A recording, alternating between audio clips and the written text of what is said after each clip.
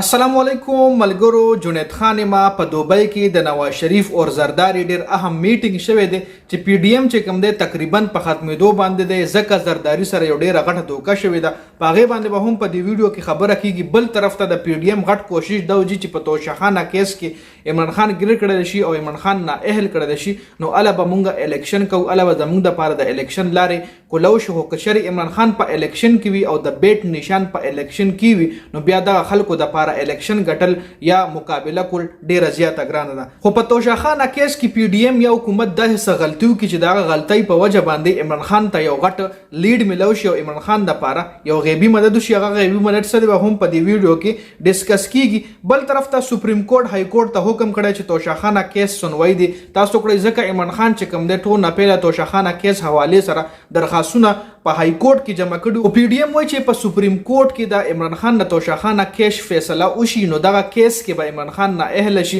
د غي د پی ډی ایم دا کوششونه دي او ډیر ټایم نه دا کوشش کړي چې عمران خان نه اهل شي. عمران خان په کومه طریقه مونږ راګیر کو او په کومه طریقه د مونږ د الیکشن نه اهل کو. بل جج همایون د فیسبوک پروفایل نه پوسټونه شو د غي حقیقت په هم تاسو سره په دې ویډیو کې ډیسکس کیږي. ټول نه پهله خو راځو چې زرداری سره کومه دوکه شوی په غي باندې خبره کوي چې بلاول بوټو له د تم ورکړل شي و چې تا به مونږ وزیر اعظم جوړو.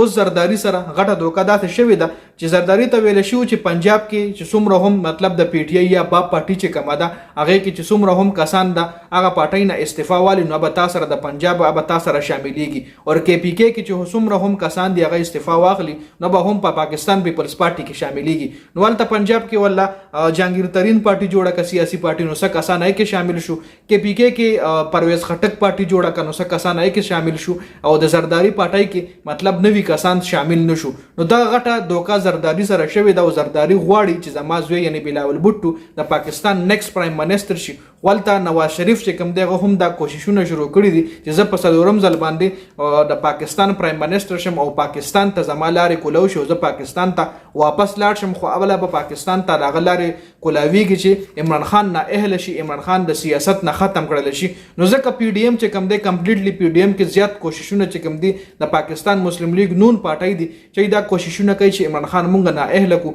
پاکستان پیپلز پارټي بیا هم پاکستان مسلم لیگ نون سره سات نه ورګي کچره دای کې اتفاق راغونو بیا عمران خان د پاره مطلب مشکلات جوړې دي شي. خدای کې اتفاق نشته نو په دار عمران خان د پاره یو غټ مددگار ثابت دي شي چې دای کې اتفاق نشته.